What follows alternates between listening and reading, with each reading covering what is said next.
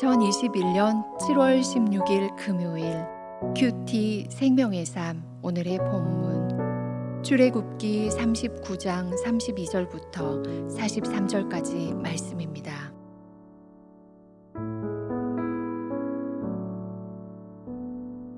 곧 회막의 모든 역사를 마치되 여호와께서 모세에게 명령하신 대로 다 행하고 그들이 성막을 모세에게로 가져왔으니 곧 막과 그 모든 기구와 그 갈고리들과 그 널판들과 그 띠들과 그 기둥들과 그 받침들과 붉은 물을 들인 순양의 가죽 덮개와 해달의 가죽 덮개와 가리는 휘장과 증거궤와 그 채들과 속죄소와 상과 그 모든 기구와 진설병과 순금 등잔대와 그 잔 곧 버려놓는 등잔대와 그 모든 기구와 등유와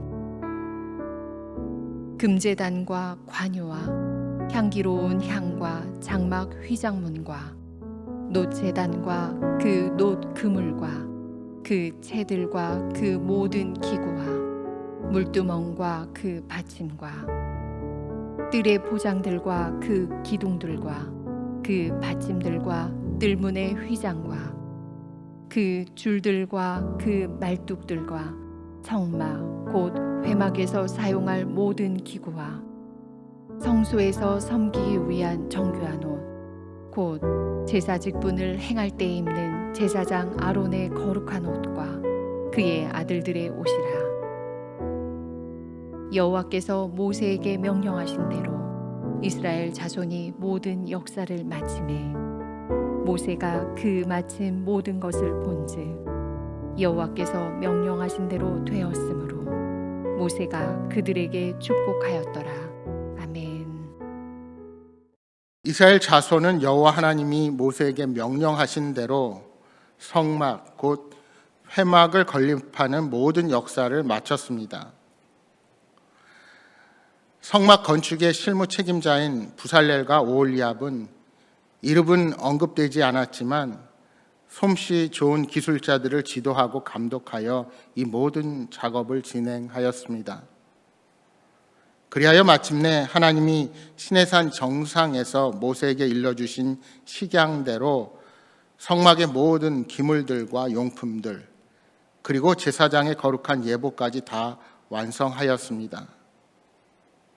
이제 그들은 그 완성한 모든 것을 모세에게 가져옵니다. 출애굽기 40장 17절 말씀의 기록을 보며 유추하면 그들은 출애굽 원년 1월 15일에 애굽에서 나온 지 거의 1년이 되는 다음해 1월 1일에 성막을 세웁니다. 그 어간에는 모세가 하나님의 부르심을 받고 시내산 정상에 올라가 40일 동안 2번을 지내며 십계명을 비롯한 여러 법령과 규례들을 받았습니다. 그리고 성막 건축에 관한 계시를 받았습니다. 여기에 시내산에 오르기 전에 준비한 성결 기간이 있었습니다. 이스라엘 백성들과 언약을 체결한 기간, 금송아지 사건을 수습한 기간 등을 고려하면 부살렐과 오홀리압이 성막과 관련한 모든 성물들을 제작한 기간은 대략 6개월 정도로 추산할 수가 있습니다. 이제 그들은 모세 앞에서 지금까지 제작한 성막을 이루는 각 부분들을 열거하며 빠진 것이 없는지를 확인합니다. 먼저 성막의 벽과 지붕의 역할을 하는 기구들이 언급되고 이후에는 지성소 안에 들어갈 기물들, 성소에 놓일 기물들, 뜰에 놓일 기물들, 성막의 뜰을 구분하는 세마포 휘장과 기둥들과 기구들이 언급됩니다. 이후 마지막으로 제사장이 입을 옷들까지 성막의 도구에 포함되고 있습니다. 아마도 이 목록은 이후 레위인들이 성막을 이동할 때 각 물품을 점검하기 위해서도 편리하게 사용되었을 것입니다. 마치 우리들이 어릴 적에 조립 만들기나 혹은 직접 만드는 DIY 가구를 보면 거기에 들어있는 부품의 목록이 적혀 있는 것처럼 여기 언급한 목록이 채워지면 준비 완료가 되었다는 사실을 알 수 있었을 것입니다.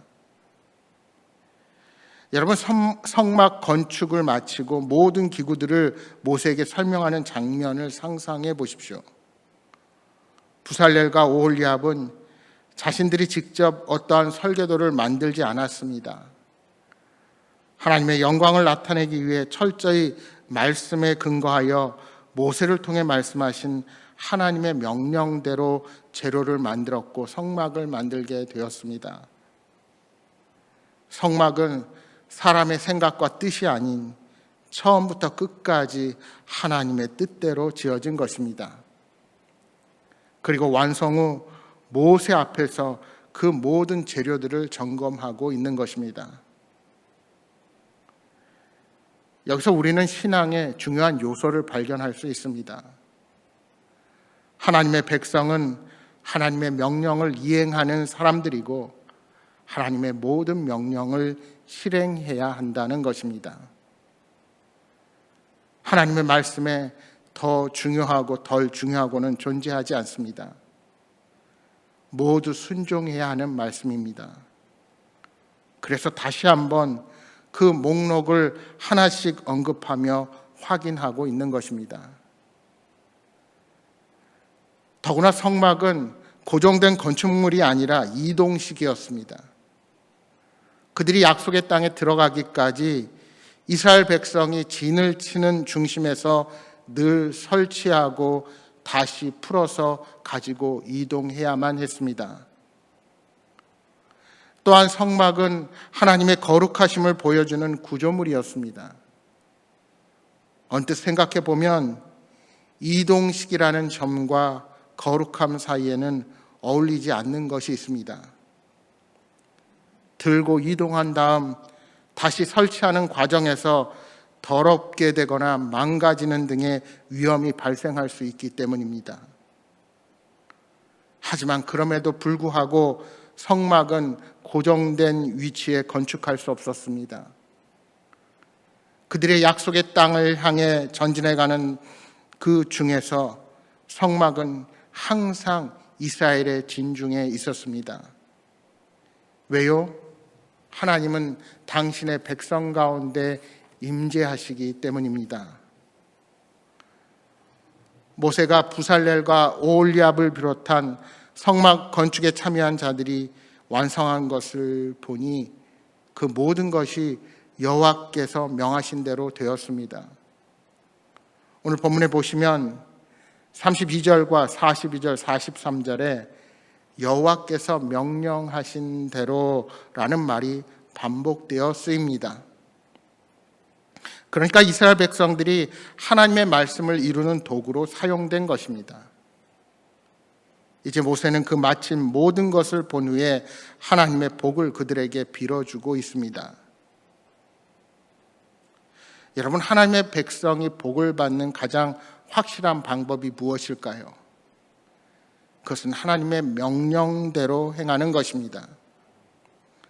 이스라엘 백성들이 하나님을 만나 예배할 장소를 만들기 위해 순종했듯이 우리도 이 세상 가운데 하나님의 임재를 드러내기 위해 그 말씀에 순종해야 합니다.